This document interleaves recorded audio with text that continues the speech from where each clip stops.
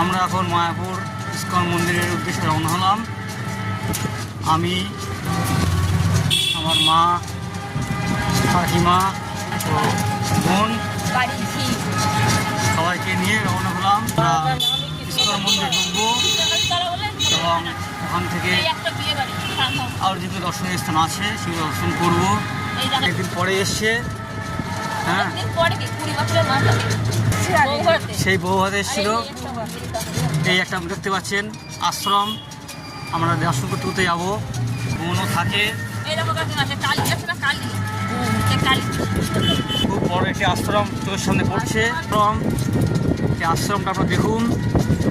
এখন এই আশ্রম দর্শন করা সম্ভব হলো না, ফের এখন দর্শন করবো।